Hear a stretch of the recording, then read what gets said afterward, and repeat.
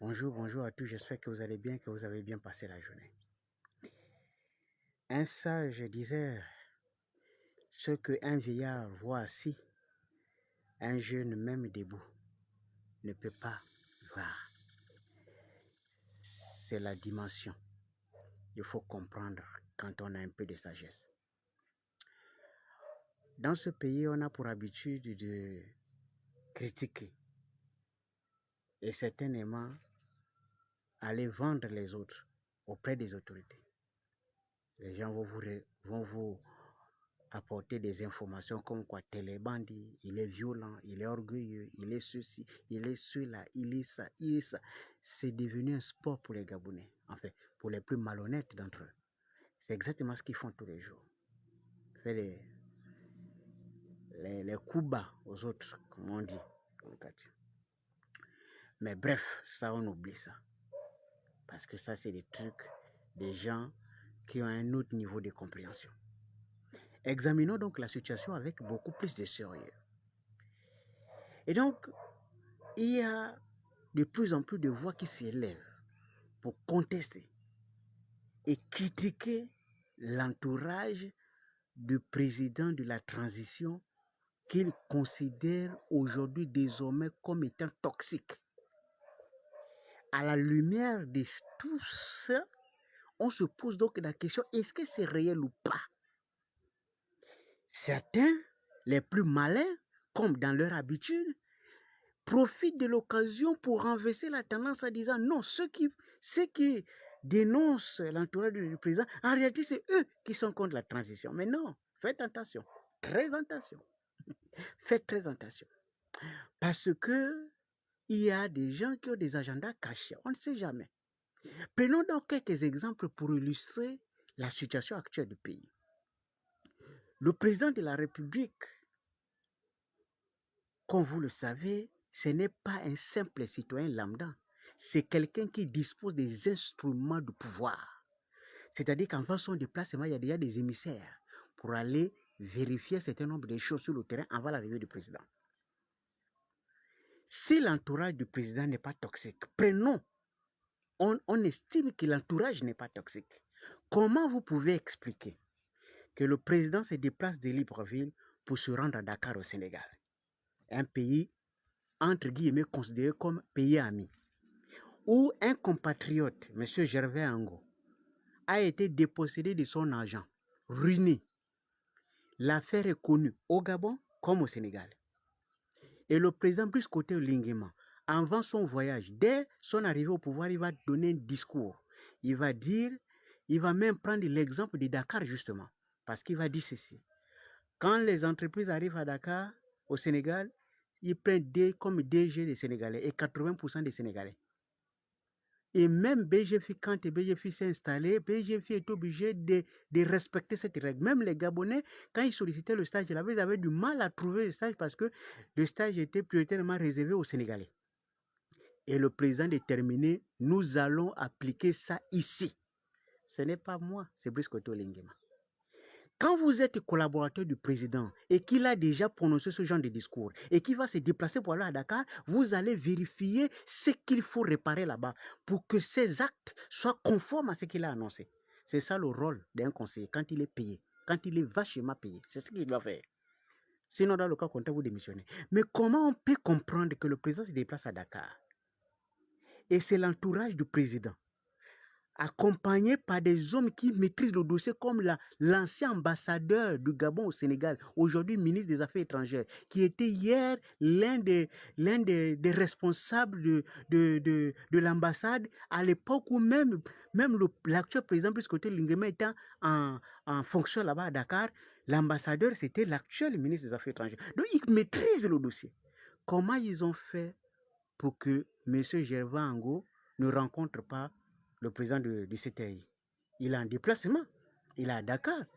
Il a la responsabilité de rencontrer les Gabonais, surtout ceux qui sont en problème. Pourquoi le président n'a pas reçu?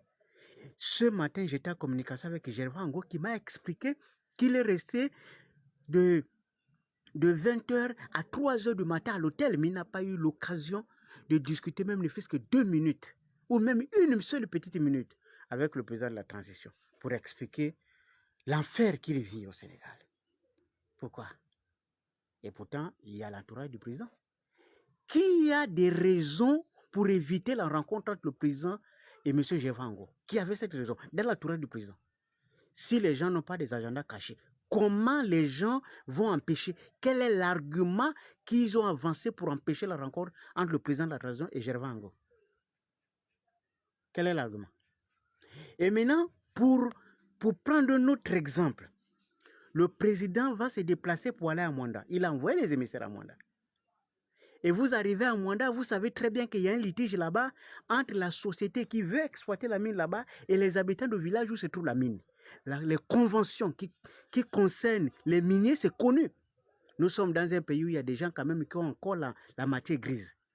Lorsqu'une entreprise veut exploiter une mine, l'entreprise garantit d'abord de régler tous les problèmes qui tournent autour de l'exploitation. Et parmi ces problèmes-là, il y a des logements. Quelqu'un, il a sa maison, 3 chambres, 4 chambres. Nous connaissons tous comment les Gabonais vivent ici. Quand tu as 4 chambres, tu as une femme, tu as 10 gosses, et puis les neveux, et puis les nièces, vous êtes déjà 4 chambres, ça ne vous suffit pas. Et on vous enlève dans une maison de 4 chambres, même si c'est tout en haut, tout en bas, on va vous amener dans une maison de 2 chambres. Qui peut supporter ça? Qui même, au sein même de ces conseillers du président-là, qui peut accepter une telle chose?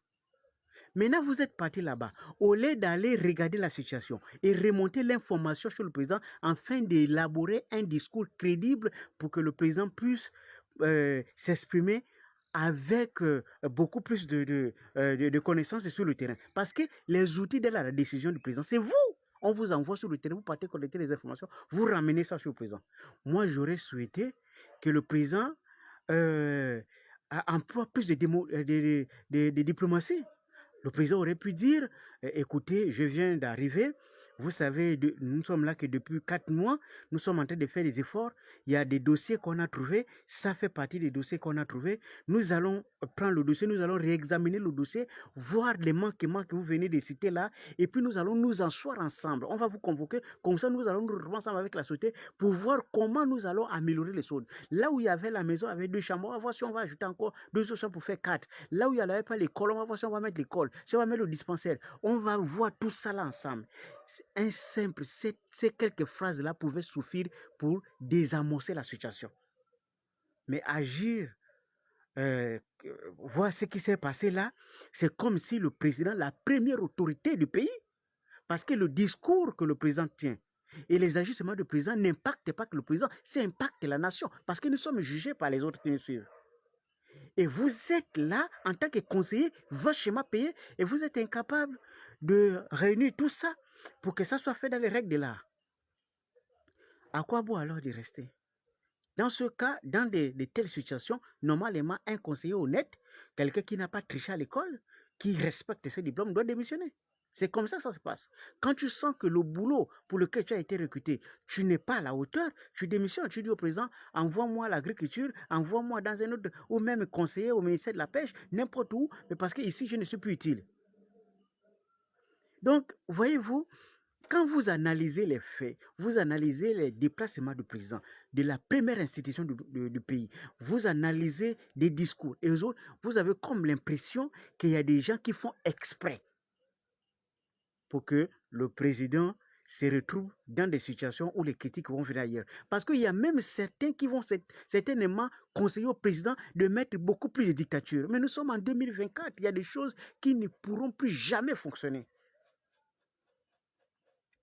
Et vous prenez la peine d'orienter là où vous savez que ça ne peut pas marcher. Pourquoi? Parce que vous avez d'autres ambitions, d'autres objectifs, et certainement, vous avez des agendas que même lui-même, le président de la transition, ne maîtrise pas. Parce que ça étonne qu'avec autant de matière grise, avec autant de personnalités, on a comme l'impression que vous oubliez que nous sommes en 2024 et que le pays a vachement évolué. Sinon, mentalement, il y a des gens qui ont évolué. Il y a des gens qui ne vont plus accepter de faire le béni oui-oui. Attention. Et donc, c'est à vous de changer un certain nombre de choses.